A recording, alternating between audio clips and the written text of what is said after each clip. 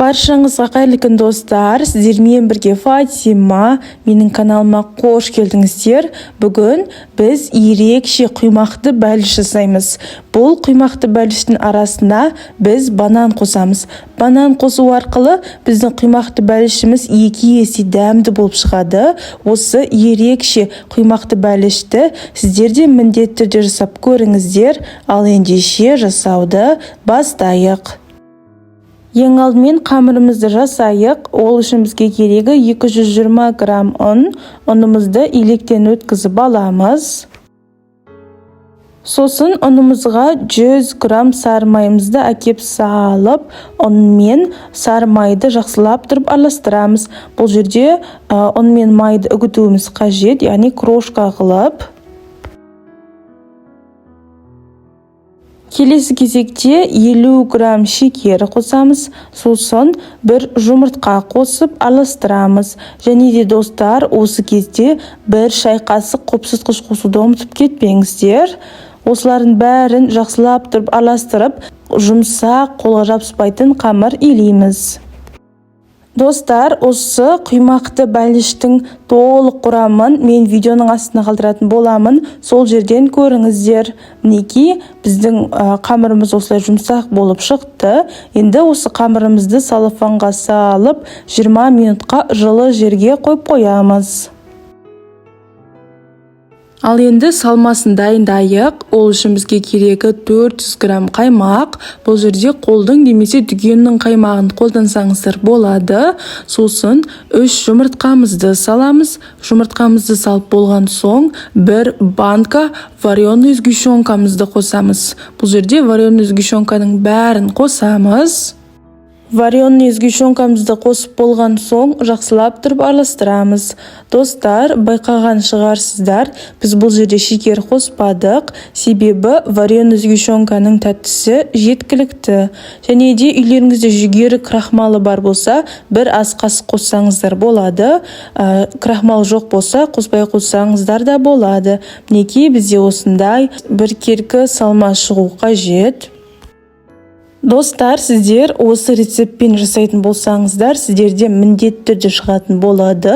Сол үшін де менің рецептімді толық қолданыңыздар. Бізге керегі 2 немесе 3 штук банан.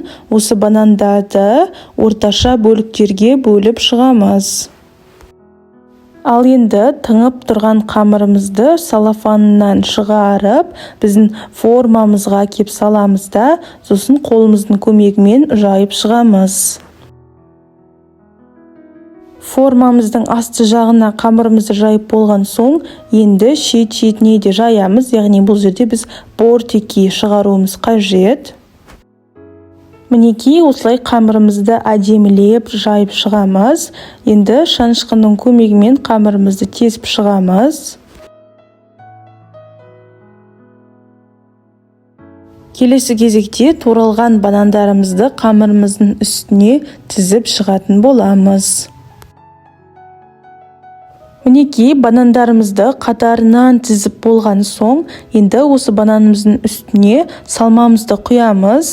Осылай салмамыздың бәрін құйып шығамыз.